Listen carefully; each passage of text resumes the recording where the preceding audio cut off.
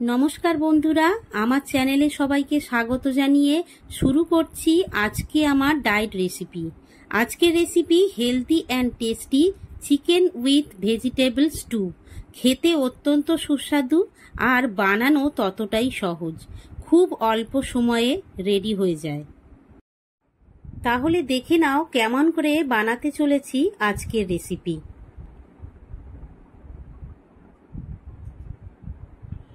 এখানে আমি 1 KG chicken নিয়েছি আর চিকেনটাকে ভালো করে ধুয়ে জল ঝরিয়ে রেখেছি। আর এখানে নিয়েছি কিছু উপকারী সবজিগুলোকেও ভালো করে ধুয়ে জল ঝরিয়ে রেখেছি। নিয়েছি কিছুটা জুলিয়ান করা আদা ও রসুন। গ্যাসে একটা কড়াই বসিয়ে দিলাম খুব সামান্য 1 চামচের মতো তেল। এবার ফোড়নগুলো একে একে দিয়ে দিচ্ছি। দিয়ে দিলাম গোটা জিরে, 2টো তেজপাতা আর গোটা গরম মশলা। এবার কিছুক্ষণ নাড়িয়ে চাড়িয়ে দিয়ে দিলাম জুলিয়ান করা আদা ও রসুনটা। এবার একটু নাড়িয়ে চাড়িয়ে দিয়ে দিলাম বড় সাইজের একটা পেঁয়াজ কুচি। এবার সব কিছুকে 5-6 মিনিটের মতো নাড়িয়ে নেব। এবার এর মধ্যে আগে থেকে রাখা চিকেনটাকে ঢেলে দিলাম। সমস্ত রকম ফোড়নের সঙ্গে চিকেনটাকে মিনিট 2-3 মতো নাড়িয়ে চাড়িয়ে নেব। এবার এর মধ্যে দিয়ে দেব সবজিগুলোকে। প্রথমেই দিয়ে দিচ্ছি ডুমো করে কেটে রাখা গাজর, দিচ্ছি ডুমো করে কাটা পেঁপে, বড় সাইজের 6 পিস আলু এর মধ্যে দিয়ে দিলাম, আর মিডিয়াম সাইজের 2টো পেঁয়াজ আস্ত দিয়ে দিলাম। এবার সবজি ও চিকেনটাকে কিছুক্ষণ কষিয়ে নেব। এবার কেটে রাখা বিনসটা দিলাম। বিনসটা যেহেতু একটু নরম সবজি তাই একটু পরেই অ্যাড করলাম।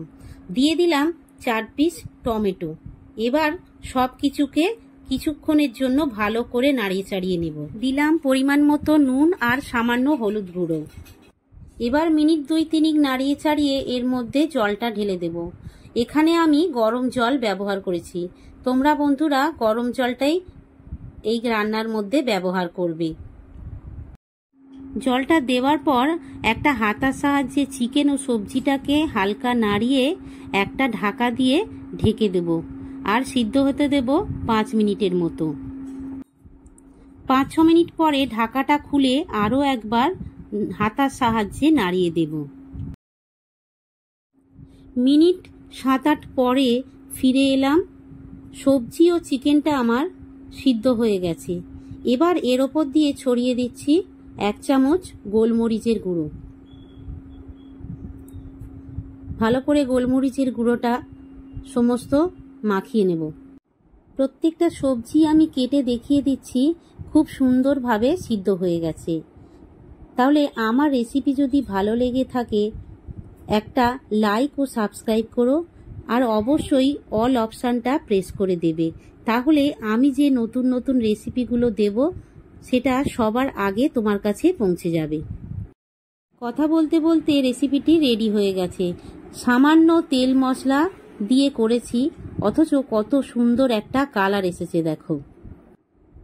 একটা বোল নিলাম আর বোলের মধ্যে সার্ভ করে নিচ্ছি। আজকের মতো এই পর্যন্ত।